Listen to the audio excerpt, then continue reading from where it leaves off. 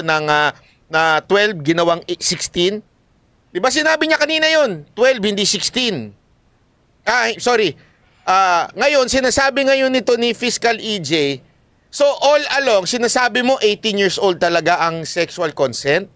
Hindi 12? You're talking about sexual consent, Panyero. This is in relation to your claim that the age of sexual consent is 18. So, this is very material. Yes. Okay. Mhm. Now, what is that SC decision that you claim that the age of sexual consent was always 18? Was 18 is the Udang case and the Malto case. In the 22-minute and 8-second mark of your live stream on March 7, 2022, you said, and I quote, meron tayong video na ganun eh. Balikan nyo yun. May sinight ako na batas doon na sinabi ng Supreme Court na it was never 12 and it was always 18. Is that referring to the Udang case, Banyero? Well, the Supreme Court? I think that's not part of this debate already because that's my live stream. That's not for you to judge, Panyero. I am asking, you are under cross. This is actually related to your claim that... Namimili lang siya ng pwedeng idebate sa kanya. Okay? Yun ang sinasabi niya. The age of sexual consent is 18. Yes, it's Okay. it's 18. But when it comes to like Supreme Court decisions, saying in verbatim that 12, it was never 12 and it is 18, it's not a direct quote when I said that in the live stream. And Isipin nyo dito yung sinabi ko hindi naman yung direct quote mula sa Supreme Court. Di ba, walang pinagkaiba yung sa road rage sa sinasabi niya, di ba, na parang biglaan napapreno, tapos napamura ka, o may minura ka, pero sasabihin mo, hindi naman para sa yun eh. Expression ko lang yun eh.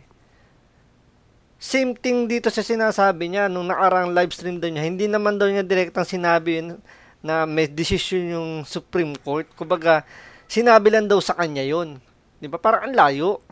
So, ibig mong sabihin, nagko-quote ka na sinabi ng Supreme Court na all along it was 18, pero hindi naman yun ang talagang direct quote.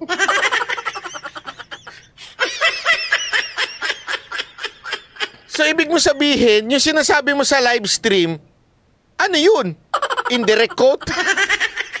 Parang ganun nga. Indirect quote. Sabi niya, ewan ko, di ko din maintindihan. Kaya napakadelikado nito. Isipin nyo nagla-live stream siya nung tinanong sa kanya yung tungkol sa sexual consent. Hindi niya masabi kung sinabi ba talaga ng Supreme Court yun directly. Pero sinabi niya yun. Nasabi ng Supreme Court. So ano mga pinagtuturo mo sa live stream mo? Indirect quote? Mga indirect law? May ganun ba? It's either it's in the law or not in the law. Wala nang indirect law ba yan? Ano ba yan? So dito, parang nagpapakalat talaga ng fake news si Atty. Libayan kasi sinabi niya, 'di ba, na sinabi daw ng Supreme Court. Tapos wala naman pala siyang, tapos nasabihin niya ngayon, indirect quote. So parang contradicting yung sinasabi niya. 'Di ba? So fake news yung inilalabas niya. 'Di ba? Kaya nakakatakot nga, sabi nga ni Batman, nakakatakot to kasi mali yung itinuturo niya, mali yung itinatrim niya sa mga sumusubaybay sa kanya, 'di ba? So talagang dito makikita nyo na well prepared si Fiscal EJ, 'di ba? Hindi siya makasagot ng tama kay Fiscal EJ. Talagang sapul na sapul siya. May ebidensyang hawak si Fiscal EJ. Pambira, oo. I didn't say that here. In fact, what I said here was what they said and not what the Supreme Court said. It was you. That's why I also There showed you. I Okay. also showed you clips and search results.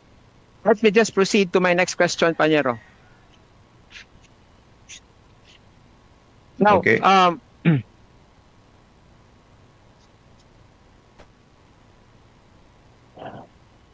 You said Ang dahilan pala niya, sinasabi niya, sabi nila, sabi daw na Supreme Court. Sino sila? Mga duwende? Mga demonyo? O baka naman may naririnig si Atty. Libayan na ibang bumubulong sa kanya na yun yung pinagbabasihan niya. Yun ang kukomentuhan niya. So, nakakatakot talaga to. Meron siyang naririnig na hindi naririnig na ibang tao. Di ba? Kasi ngayon, sinasabi niya, sinabi ko to, pero sabi nila yun. So, hearsay. Hearsay lang yung sinabi. Hindi man lang siya nag-research man lang na alamin kung totoo bang may ganung Supreme Court decision. Basta sinabi lang sa kanya, okay na siya doon. Di ba? They said that the Supreme Court said, mantakin mo nagbabalita ka sa vlog mo na ng they say. Kahit yun ang palusot mo, abay wala palang kwenta talaga yung vlog mo. that the general rule is 18 and the exception is 16. What is your basis for saying that? I did not say the exception is 16. I did not say the exception is, there can be exceptions. Just like what they said in the Tulagan case. I think you must misunderstood what I said. I didn't say 16 is the exception. There can be exceptions. Like what they did in the Tulagan case. By the way, is it your stand that the legal age of 18 is also the age of sexual consent? Well, that's what I'm trying to prove here. Okay. 18 is okay. the age of sexual consent. Okay.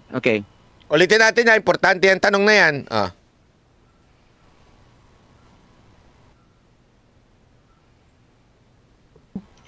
The legal age is also the age of sexual consent. What is your basis for saying that 18 as the legal age is also the age of sexual consent? Can you cite a particular law that says? No, well, I did not say that the legal age. You are conflating both of them. Hindi daw niya sinabi. Kakasagot mo lang. Ulitin natin, ha? Kaya nga, sinagot niya na yung tanong eh. Di ba? Tapos bilang babaliin niya yung sagot niya. Di ba? Paiba-iba siya ng sagot. So, kung sa korte to, napagalitan to ng judge. That says. Ulitin natin, ha? Tingnan ninyo kung gaano siya magsinungaling.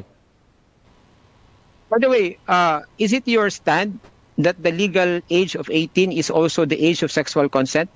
The legal age sa 18 is also the sexual consent, 18. Tinanong niya, ano sagot ni Libayan?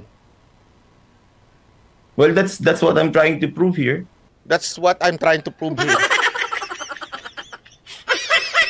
Yun na daw ang pinuprove niya. Na So, oo yung sagot niya, di ba? Pinuprove niya so pinanindigan niya. yung legal age at saka yung sexual consent na 18, pareho. Yun ang tanong niya eh. Okay. 18 is the age of sexual consent. Okay. Let me proceed to my next question. In relation to your claim that 18, the legal age is also the age of sexual consent, Inulit lang niya. what is your basis for saying that 18 as the legal age is also the age of sexual consent? Can you cite a particular law that says? No, well, I did not say that the legal age. You are conflating both of them. You just admitted Kakasabi lang niya kanina eh. Isipin niya, nakakasabi lang niya, kakasagot lang niya. That's what I'm proving here. a while ago. You just admitted a while ago, Panyero. You cannot deny that now. Well, okay, the legal age being the same number. Alam niyo kung hindi lang inabot ng buzzer yun, yung time's up na yun, hulog sa banga. Shoot sa banga itong si Atty. Libayan. Sapul siya ni Fiscal AG. Hindi niya may kakaila dahil binitawan niya yung salita niyang oo. Kaya nga niya pinuprove, di ba? So, ibig sabihin, pinaninindigan niya yung sagot niya. Tapos bilang pagdating sa dulo, babaliin niya. Kasi dapat may kasunod pang tanong dun si si Fiscal EJ, yun nga lang inabot lang ng buzzer. Kumbaga sa basketball hindi sa basketball, kumbaga sa boxing save by the bell pa rin si Atty. Libayan. So nung time na yun swerte pa rin siya dahil na-corner na siya corner na si Atty. Libayan, nakalusot lang talaga sa save by the bell. So sundan pa natin itong mga susunod na video pa. Salamat po.